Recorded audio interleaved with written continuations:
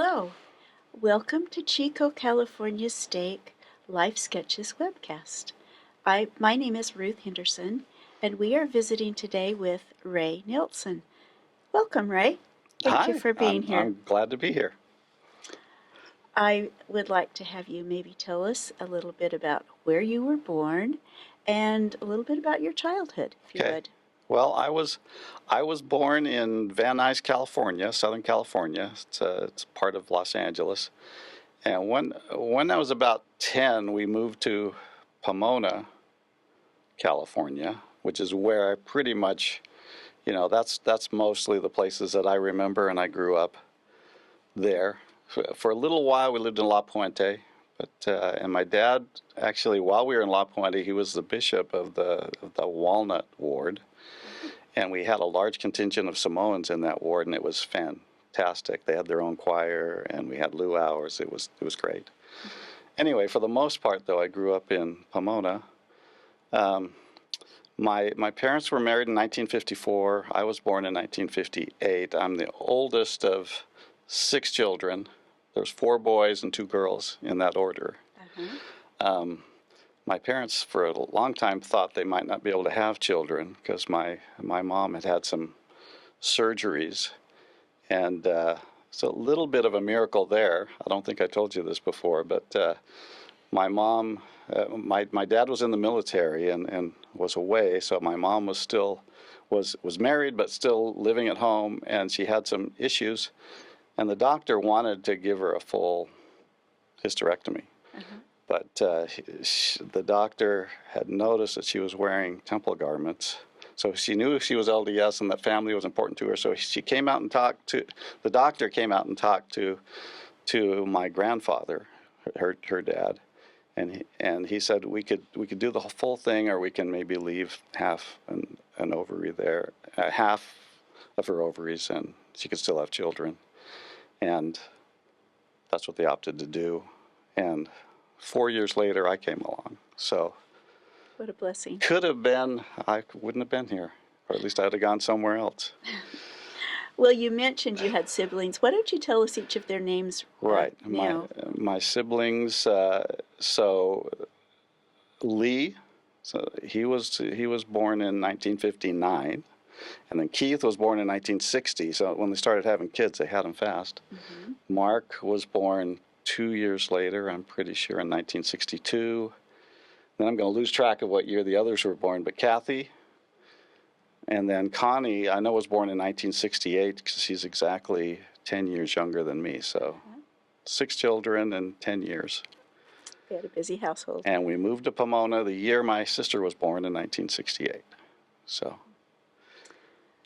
tell us about your growing up years and your youth. Well, I think our boys, anyway, gave my parents quite a few fits. We had lots of freedom back in those days.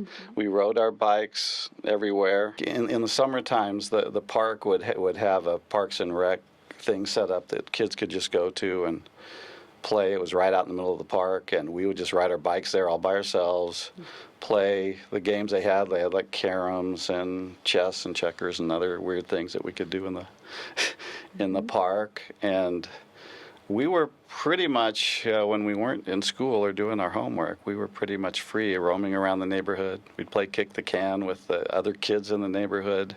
We'd hide in other people's houses, not in their houses, but like on their porches and other things, playing those games. So it was really a fun time growing up, but we also were a little mischievous sometimes in getting into things that we shouldn't. Like, one thing I can remember is my brother once decided it would be a good idea to pour some gasoline down an anthill and light it on fire. Oh, no. And of course, when he did that, his whole side of his face lit up, ended up in the hospital. You'd never know it now looking at him. He was pretty lucky. But I mean, we would go and try to find crazy things that would drive, I'm sure, my mom and dad crazy growing up. Sounds like you had fun. We did. You mentioned you rode your bicycle a lot around town. Your grandmother lived nearby. Tell us about that. Yeah, the good thing about moving to Pomona was that's actually where my father had grown up himself. He's in Pomona. My grandparents, his parents, lived there, and they lived, I would say, about 6 or 7 blocks away from our house. We had to actually cross a couple of pretty, lots of traffic and stuff to get there, a few places. But we would ride our bikes there all the time, and my grandmother gave me piano lessons when I was probably 10, 11, 12, right in those years, and she was very encouraging to me. I'd see her and my grandfather a lot, but she taught me how to play the piano. I learned the basics from her, and that's all I know is the basics. And then later on, I had an interest in playing the guitar, and instead of discouraging me, she bought tickets to a classical guitar concert and took me there to see what it might be like to, really learn how to play the guitar. She was very encouraging. She was usually the ward chorister a lot of times, and back then we had Sunday school separate from the sacrament meeting, and we'd sing hymns in Sunday school, and she usually was in Sunday school, and first thing she'd do is go to the deacons and say, here are the books, you need to be singing. You're not going to be sitting there twiddling your thumbs or playing with each other. You're going to be singing when I'm directing, and they sang when she did that. Good for her. Yeah. And she encouraged me to. I was able to take a choir class in junior high that happened to be another member of the church who was the teacher of that, but he was very, very good and very influential in helping me learn how to sing and read notes. And she encouraged me in that. In fact, I found out later she wanted to give me private lessons, but my parents thought I wasn't mature enough for those, so I never got those. But still, she was just very encouraging. I'd go there and get haircuts from her all the time. She would cut my hair. I remember one time my hair was getting a little bit long, and I did kind of want it a little bit long. And she promised that she'd only thin out my hair. Well, she got the thinning shears, and she thinned it out so that I had a hair that looks just like probably about what I have now. But so anyway, I was really close with my grandmother. That's good. So music became a big part of your life. Was that so even into high school? Music was a big part of my life. In fact, well, the church dances and the school dances always had a live band, at least in that area. Mm-hmm. I don't know if it was because it was the LA area and there was a lot of musicians there or what, but there was always a live band, and I always loved watching them play, and that's something I wanted to do, which is why I wanted to learn how to play the guitar. Mm-hmm. And so about my junior year, I got together with some friends at church, and we created a little band. And it was originally we would rehearse actually at the church building, because my friend was the son of the bishop. He had the keys to the church. We could go in there, set up on the stage, and practice. And I don't know, but you probably couldn't get away with that now, but probably not. But we did it then, and we actually. It was pretty primitive when we started off. The guy we had playing the drums didn't even have a real drum set. We just started playing songs and singing, and then we kind of gradually graduated up to getting better and singing better songs and being a real band. Mm-hmm. And started playing. We would play at church dances and at high school dances, junior high dances. In fact, my senior year, we played so many junior high dances that I had one class right after lunch. That was my only class. It was woodshop. Oh. I needed that class to graduate from high school, but we would play so many dances that I would skip that class quite often. And I did all the work. I built, I think we had to build 4 things, like a box and a cutting board, things like that. Uh-huh. I did all the things, but I missed probably half the classes, and my teacher wasn't gonna graduate. It wasn't gonna let me pass his class, and I wasn't gonna graduate because of that. Those are some of the mischievous kind of things.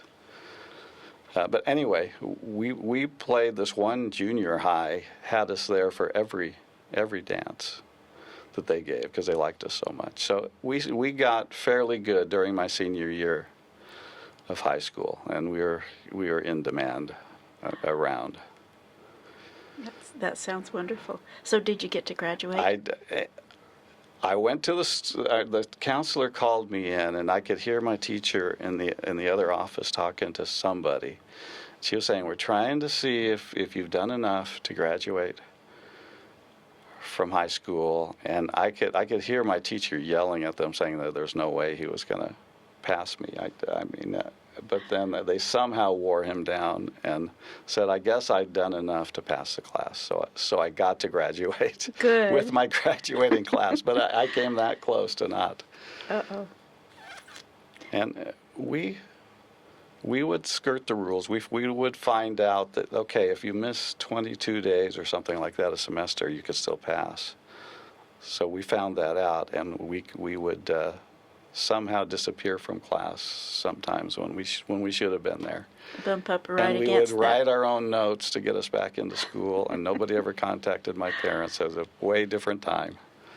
You're right. And I'm Was lucky I didn't get myself into way big trouble doing that. But mostly we'd go to the beach, or we'd go play music, or we'd be at another junior high playing at a dance.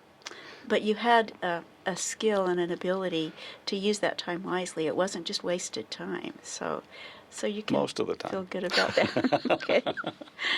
So now tell us about your grandmother a little bit, and what influenced you later in life, how she influenced you. So I will I was very close to my grandmother.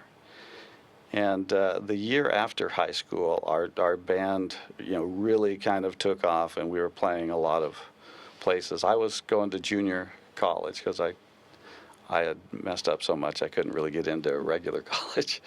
But and we were playing a lot of dates. In fact, one of the places we played was the Enlisted Men's Club at the El Toro Marine Base, which no longer exists, I think. Mm. But I just remember I was in there, and by this time, if you've ever known people playing in groups, the personnel change constantly. So by this time, I was the only member of the church still left in the band, and so this one time at the El Toro Marine Base, I just really remember being in there. Everybody was smoking, and we were up on stage, so we were right at the level of this haze of smoke. Some of it cigarettes, some of it other substances, and everybody in there was drinking. I'm not sure, I was only 18, so I guess on a federal base they must have allowed you to drink at 18. Anyway, everybody, not me. I was not drinking, but I think I was the only person in there who wasn't either drunk or high on something, and I was thinking, is this really what I want to do? But I loved playing the music, and those were the types of places that would hire us. Mm-hmm. Anyway, my grandmother, about this same time, was diagnosed with cancer, and back then, that was pretty much a death sentence. She fought it with all her heart. She became only a shell of herself. She stayed at home. She was fighting it. She was hooked up to machines. You had a constant IV drip in her. She had something going on her nose, maybe oxygen. I don't know what it was. But she became a shell of herself, but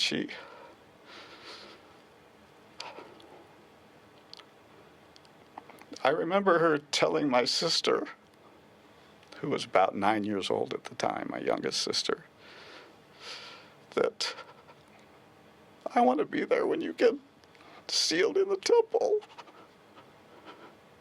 So I'm going to fight. Anyway, she didn't make it. By the way, I'm sure she was there when my sister was in the temple. Calm down just a little. Anyway, I was 19. I should have been already on a mission, but I was doing this other stuff. And right then and there, I just thought, I need to find out for sure if what I've been taught all of my life is true. I always believed it. I always went to church. I always, in general, believed what I was being taught, but I didn't really have a testimony, I would say. Just, my parents did it. We was doing it. And right after she passed away, I don't know why, but somehow the TV was on in our family room, and I went in there, and it just happened to have the movie The Greatest Story Ever Told, which is a movie about Jesus Christ. And it just happened to be at the exact time when they're showing him hanging on the cross. And I can't remember the actor who played the part, but it was a very Shakespearean type actor. And he was saying the final words of Christ. And he was very convincing at how much suffering he was having. And right then and there, I knew that Jesus had died for me, that I could repent, and that I could see my grandmother again. I knew that. So I decided right then and there I was going to go on a mission. I still played in the band up until the time I left on my mission. I think that the day before I left to go into the MTC, well, it wasn't the MTC back then, the mission home, we played a gig before I left. So, but I think that decision and the decision to marry my lovely wife were probably the two most important decisions I made in my life, because I know my life would have been way different had I not chosen to go on a mission. Your grandmother was really a big influence in your life, it sounds she was like. a very big influence. Not to say other people weren't, but she was a very big influence. Yes, and her illness at that time. Yes. So where did you go on your mission? I went to Kentucky on my mission. Uh-huh. Do you have any brief experience you'd like to share with us about your mission? I'll just start out by saying, I grew up in Southern California in the Los Angeles area, and let me tell you, Louisville, Kentucky was a foreign mission for me. It really was. It was completely different. One of the things that when I went, I was thinking, I don't know why I was thinking this, but I was thinking that I would love to have something to confirm that I'm really doing the right thing. And the very first area I was in Lexington, Kentucky, there was a sister who had just been baptized, but her husband was still investigating the church. Mm-hmm. And he happened to be a guitar player and played in a band. And so we hit it off quite well. I mean, this was like the first week of me being we went and visited him. I played guitar and sang. We helped teach the gospel. I never found out whether or not he ever joined the church, but that was just a confirmation to me that I was somewhere where I could have influence and that my talents would help me. And they did. And there, I came to appreciate other types of music too while I was there, because there was obviously bluegrass music, Kentucky. Anytime they had any kind of party or whatever, there was bluegrass music playing, and I really came to love that style of music. So I like all styles of music. Mm-hmm. I'm a big Beatles fan. I still am. I like bluegrass. I like country. I like almost anything. You're really well rounded with your music I then. at least I try to be. So, when you came back from your mission, Hmm. tell us the sequence there and how you met your wife. And Well, the day I came home from my mission, I, I think it was a Friday. Was it a Friday or a Saturday? I can't remember now for sure. But I came home. My parents had already arranged for me to go visit with the stake president that same day. So well, I should say, when I came home, my flight somehow was about 20 to 25 minutes early. And when I got home and got off the plane, nobody was there to meet me because I was so early. The, I walked off the plane. This was back when you could go to the gates to meet people. I walked down the gate. I went into the lobby where some people might be waiting, and I saw my grandfather was sitting there. And I went up to him and I said, "Hi, Grandpa." And he looked up at me and he goes, "Wait, you're not supposed to be here." Well, my flight was early. So anyway, probably 5 or 10 minutes later, the rest of my family came in, and my mom made me go back out to the gate so she could film me coming off with her 8mm camera. So I had to reenact me coming off the plane. that's all right. She wanted to capture it. Anyway, that same day, I went to the stake president's office probably a couple hours after I got home and released me. And that night I went to a young adult dance. And I didn't see her during the dance, but at the very end of the dance, as we were all leaving, there were these two girls sitting on the couch in the foyer of the church building as we were leaving. One of them was my future wife, Rhonda Collins, now Rhonda Nelson. And she was sitting there with her best friend, Jerry.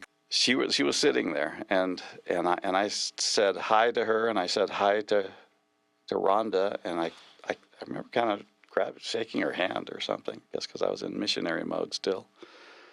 And she looked up at me, and the light just happened to be right behind me, and she couldn't see my face, so she couldn't tell who I was. And I just remember Jerry saying, "It's Ray. He's home from his mission." I says, "Oh, hi, Ray." And so anyway, she said when he looked up, I looked like an angel beaming down.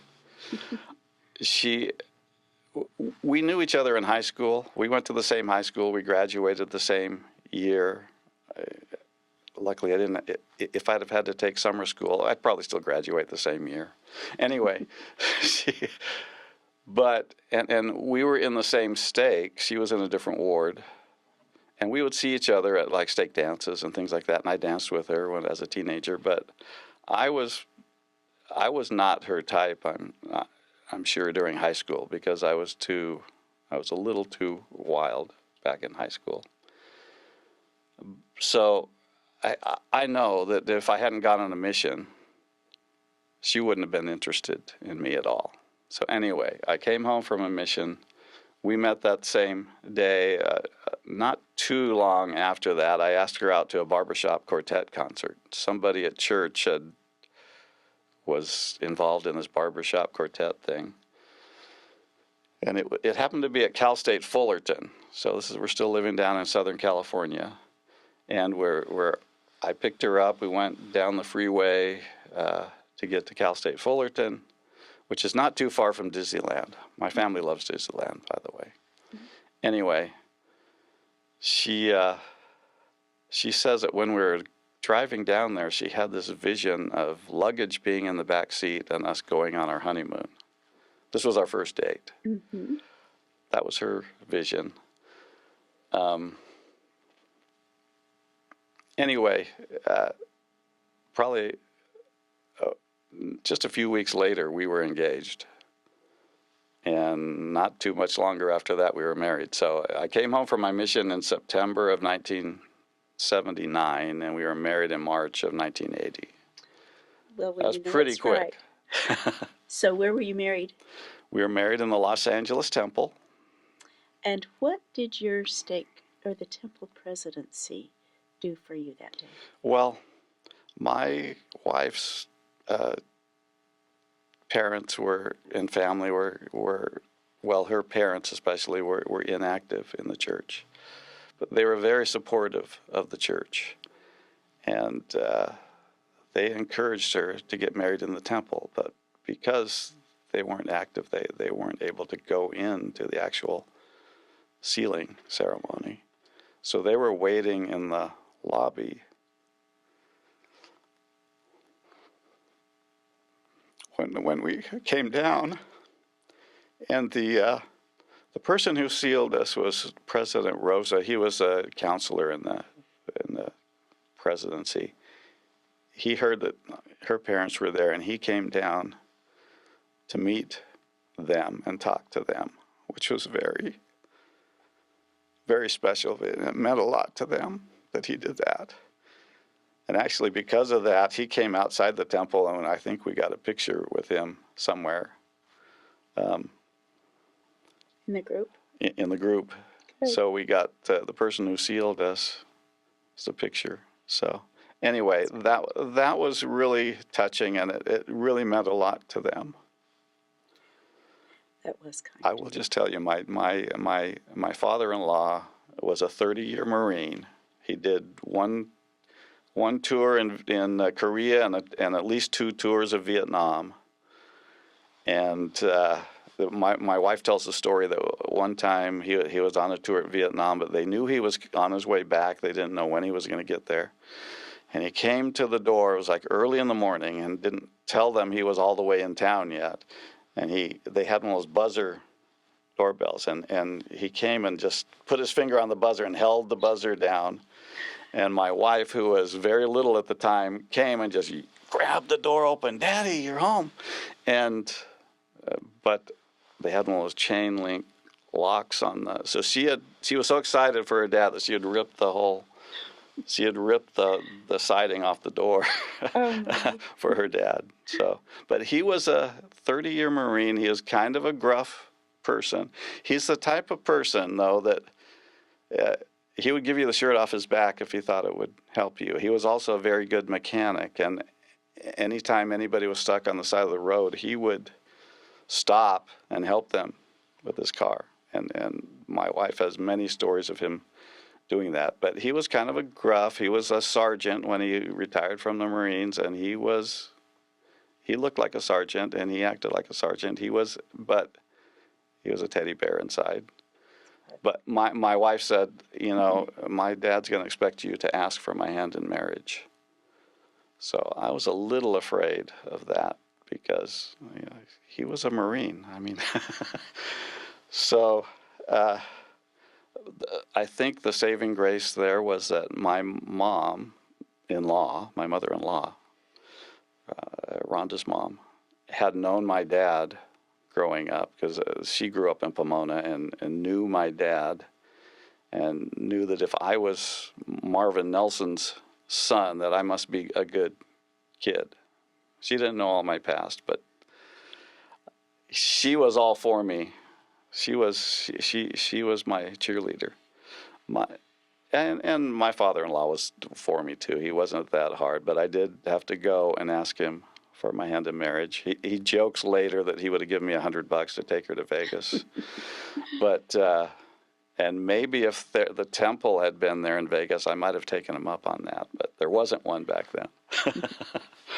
So now let's move on to your college and career and how that worked into your career.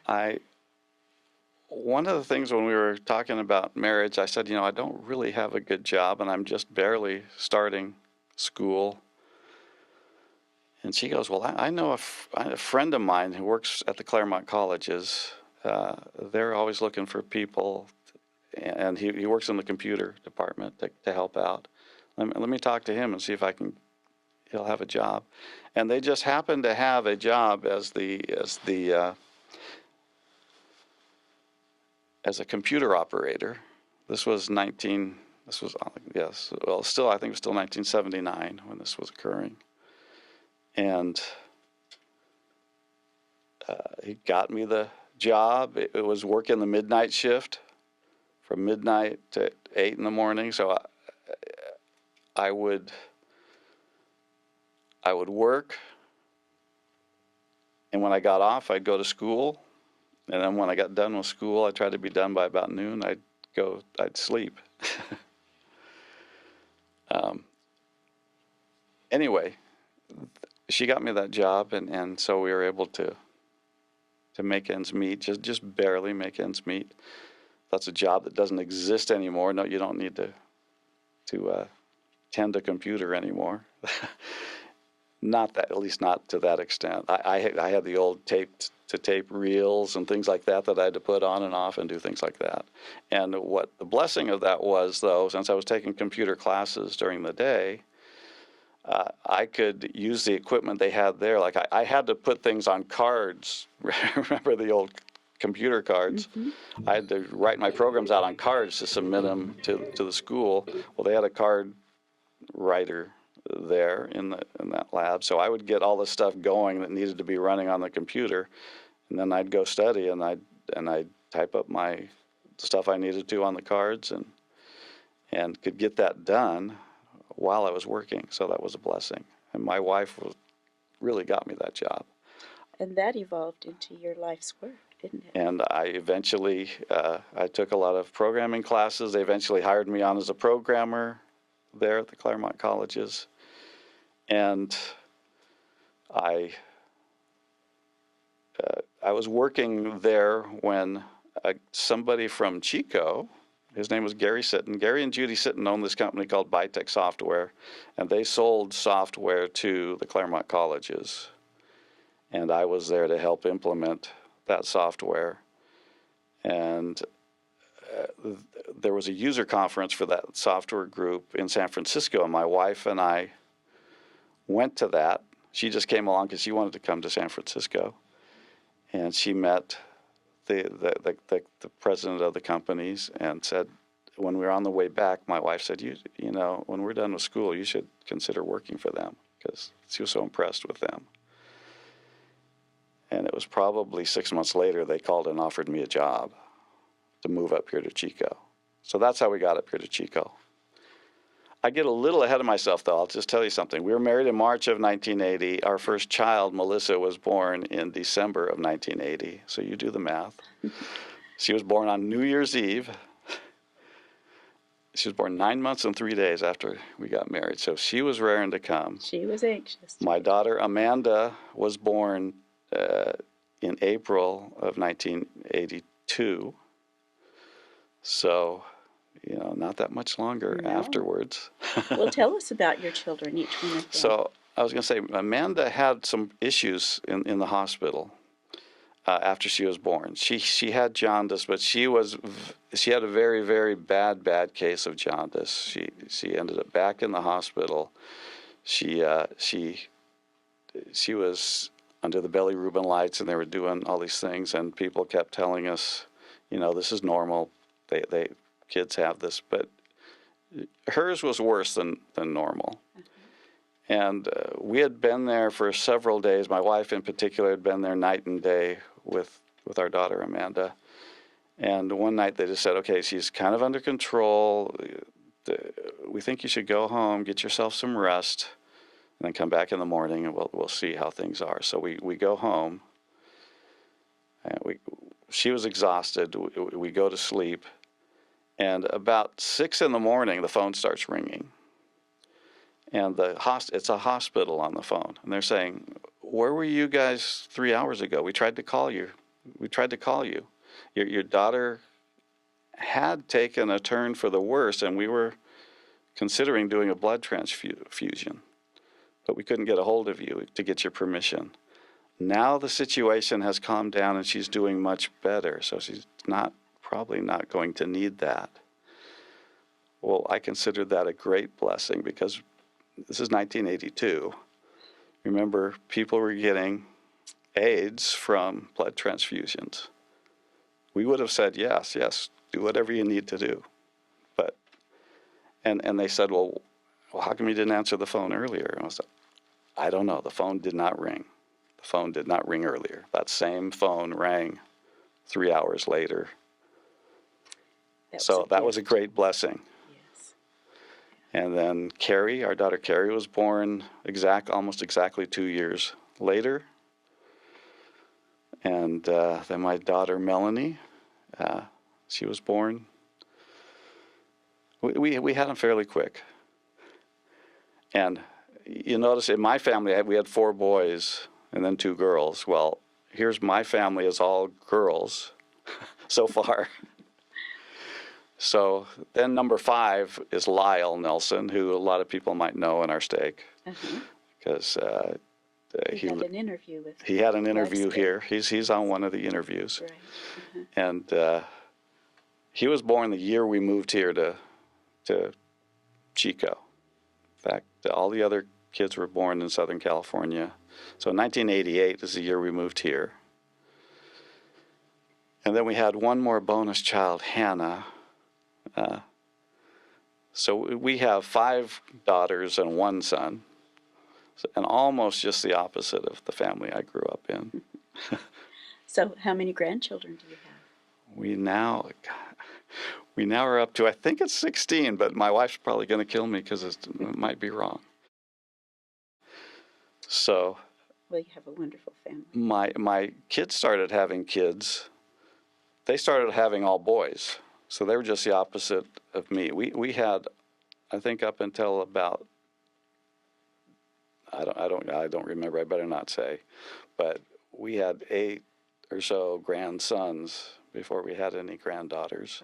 So we now have 4 granddaughters that we love very dearly, and all the rest are boys. Well, somebody else is raising a family of girls. And it's all fantastic. That's right. Okay, so now you're here in Chico, and you're involved in the Canyon Creek Band. Tell us just briefly about that. Briefly. So I met up with Leon Randall and Sally and Tony Mendez. I can't remember exactly what year that was, but this was in the 90s, and we just decided we just kind of hung out in each other's living room, and we started singing together and playing the guitar, and we just found out that we had a really good blend. So we started doing songs like Crosby, Stills and Nash type songs, acoustic guitars, and some kind of bluegrassy type stuff, and other things like that, and we just formed a band, called ourselves the Canyon Creek Band, and we played around lots of little festivals and other things around here in Chico, and we had a really good time. We made a recording, went to the studio and did a recording. It was fun. Thank you.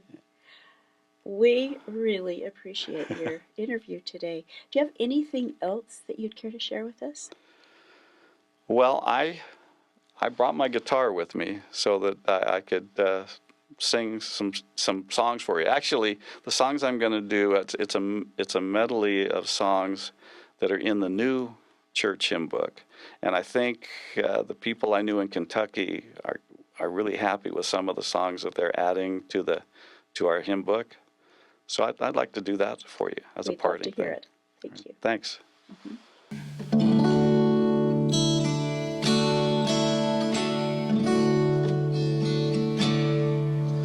Softly and tenderly, Jesus is calling, calling for you and for me.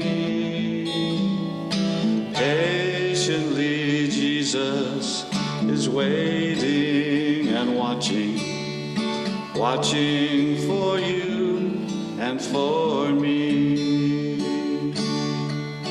Come home, come home.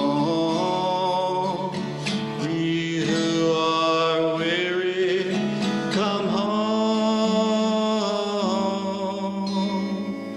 Amazing grace, how sweet the sound that saved a wretch like me. I once was lost, but now I'm found. I was blind, but now I see. This little light of mine, I'm gonna let it shine. This little light of mine, I'm gonna let it shine. This little light of mine, I'm gonna let it shine. Let it shine, let it shine, let it shine. Jesus gave it to me, I'm gonna let it shine. Jesus gave it to me, I'm gonna let it shine. Jesus gave it to me, I'm gonna let it shine. Let it shine, let it shine, let it shine. Standing on the promises of Christ my King, through eternal ages let his praises ring. Glory in the highest I will shout and sing, standing on the promises of God. Standing, standing, I'm standing on the promises of Christ my Savior. Standing, standing, I'm standing on the promises of God. Standing on the promises that cannot fail, when the howling storms of doubt and fear assail. By the living word of God I shall prevail, standing on the promises of God.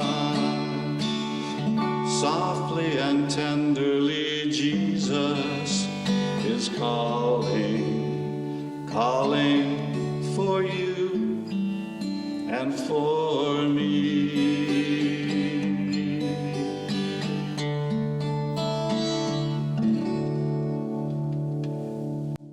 Thank you. That was beautiful. Thank you so much for sharing your talent and your story. I know our stake is going to appreciate it and enjoy your story. Thank you. All right, thank you.